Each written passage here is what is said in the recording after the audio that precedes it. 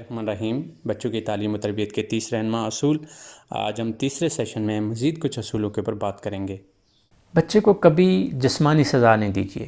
مار پیٹ بچے کی شخصیت کو کھا جاتی ہے، بچہ ہمیشہ بزدل ہو جاتا ہے اور بچہ اس سزا کے بغیر کوئی اچھا کام نہیں کر پاتا۔ ہاں، اگر بچہ آپ کا کوئی گڑبڑ کرتا ہے تو ناراض ہو جائیے، کچھ وقت کے لیے آپ اسے بولنا بند کر لیجیے یا زیادہ زیادہ ڈانٹ دیجیے۔ بچے سزا سے زیادہ خراب ہو جاتے ہیں۔ بچوں کو آپ لاڈ پیار سے بھی سمجھا سکتے ہیں۔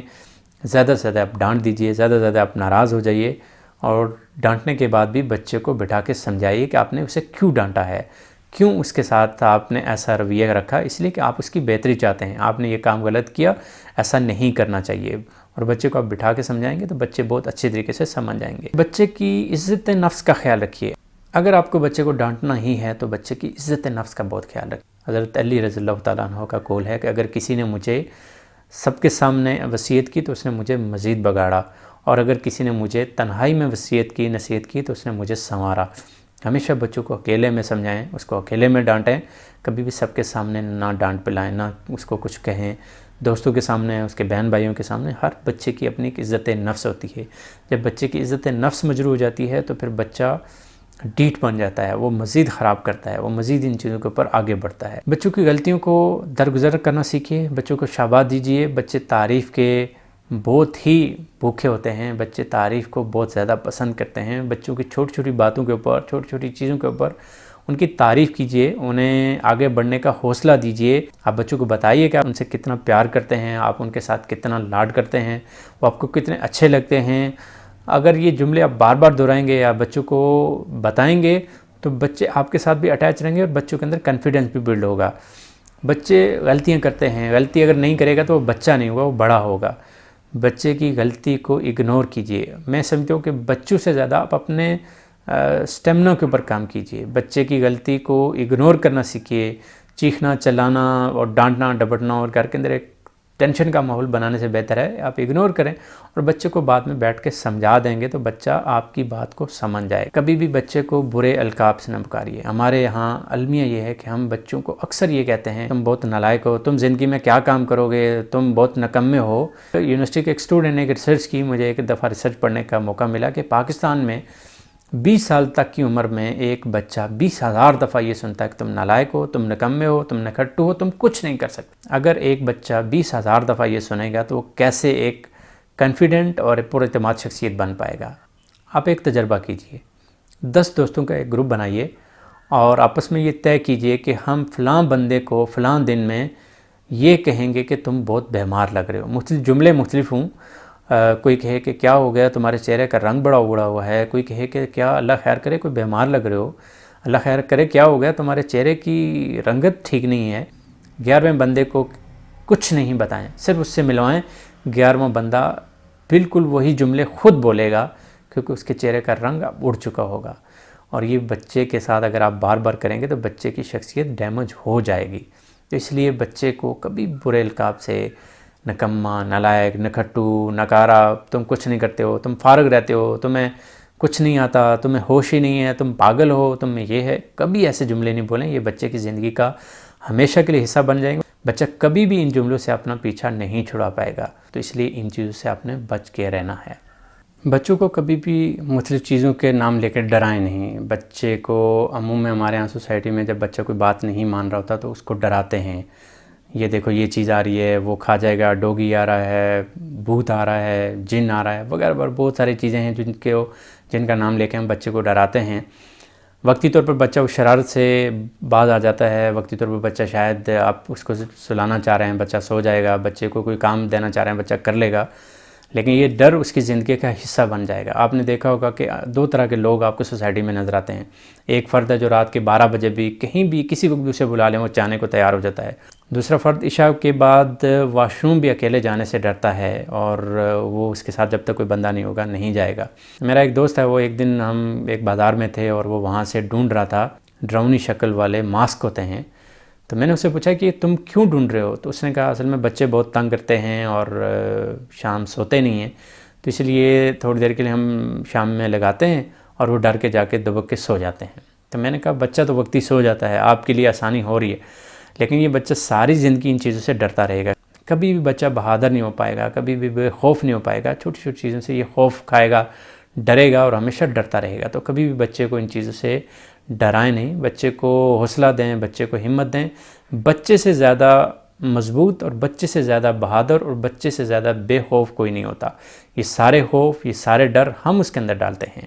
بچے کا احترام ایسے کریں جیسے آپ کسی بڑے انسان کا کرتے ہیں. ہمارے یہاں عموم میں بچوں کا احترام اس طرح سے نہیں کیا جاتا جیسے ہم بڑوں کا احترام کرتے ہیں.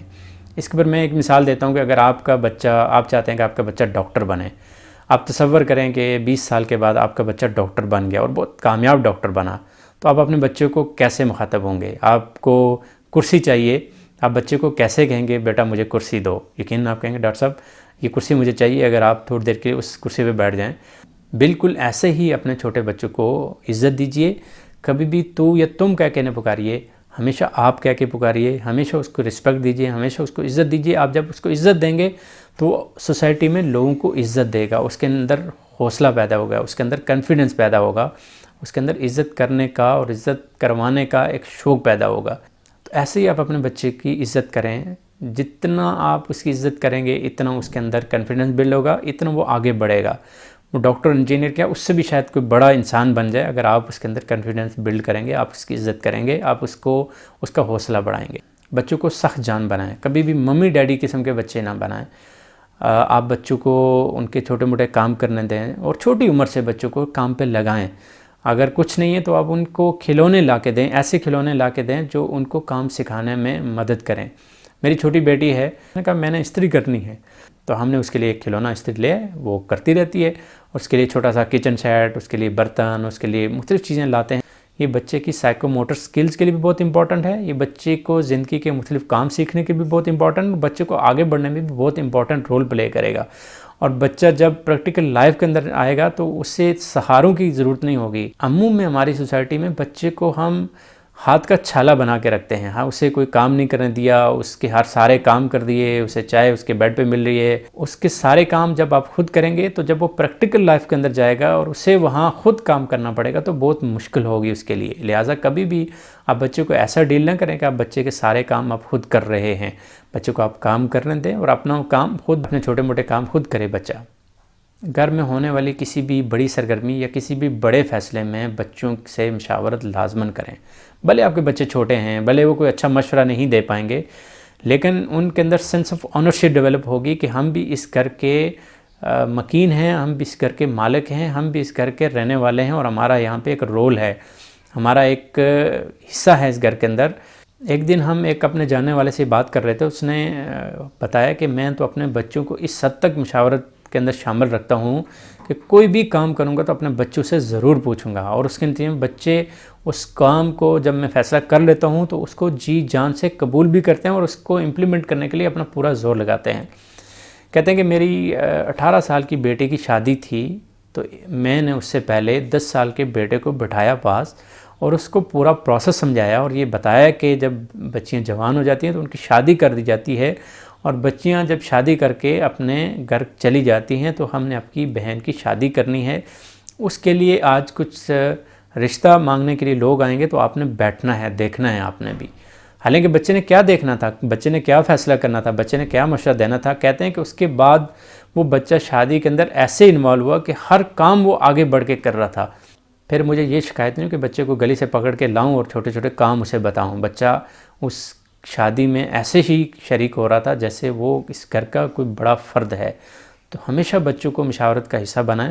گھر کے اندر ہونے والے ہر فیصلے سے پہلے بچے سے مشاورت کریں. فیصلہ آپ نے کرنا ہے لیکن بچے سے اگر آپ مشاورت کر لیں گے تو بچے کے اندر ایک حوصلہ پیدا ہوگا، ایک اونرشپ پیدا ہوگی. بچوں کو اپنے بارے میں فیصلہ کرنے کا اختیار دیجیے. ہمارے ہاں عموم میں ہم اپنی مرضی ٹھونستے ہیں بچوں کے اوپر. میں ایسا کہہ رہا ہوں اس لیے تم ایسا کرو، یہ میری خواہش ہے لہٰذا تم یہ پڑھو گے. تم ڈاکٹر بنو گے اس لیے کہ یہ میری مرضی ہے. تم یہ کتاب پڑھو گے اس لیے کہ میں چاہتا ہوں. کبھی آپ نے یہ سوچا کہ وہ کیا چاہتا ہے؟ آپ بچے سے پوچھیں کہ وہ کیا چاہتا ہے. اگر آپ بچے کو اس کی مرضی کے مطابق کام کرنے دیں گے آپ دیکھیں گے اس میں بچے کا کتنا شوق اور کتنی لگن شامل ہو گئی.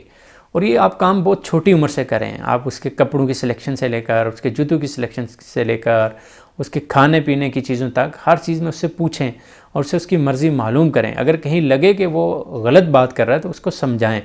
यकीनन बच्चा गलती करेगा, यकीनन बच्चा गलती करेगा, और अगर गलती नहीं करेगा तो वो बच्चा क्यों होगा? गलती करेगा तो आप उसकी इस्लाह करेंगे, और आज वो गलती करेगा तो आप उसकी इस्लाह के लिए मौजूद हैं। आपके बाद अगर वो गलती करेगा तो उसकी इस्लाह के लिए कोई मौजूद नहीं होगा, आप उसकी इस्लाह करने वाले अभी मौजूद हैं। लिहाजा बच्चे को फ़ैसले का इख्तियार भी दें और बच्चे को उस फ़ैसले के मुताबिक, उसकी मर्ज़ी के मुताबिक अमल करने की आज़ादी भी दें।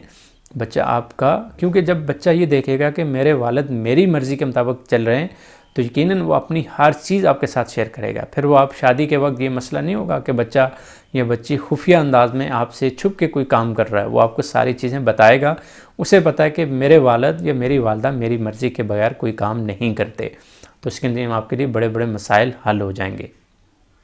हमारी सोसाइटी में एक प्रॉब्लम यह है कि हम बच्चे के सामने मुख्तलिफ लोगों को डिस्कस करते हैं, मुख्तलिफ लोगों को बुरा भला कहते हैं। उसके नतीजे में क्या होता है, बच्चे के जहन में एक इमेज बन रहा होता है, वो इमेज उसकी ज़िंदगी के साथ चलता है। वो अपनी खाला के बारे में कभी भी अच्छी राय नहीं रख पाएगा जिसने अपनी माँ से उस खाला के बारे में कुछ सुना होगा। वो अपने चचा के बारे में कभी अच्छी राय कायम नहीं कर पाएगा जिसने अपने वालिद से अपने चचा के बारे में कुछ सुना होगा।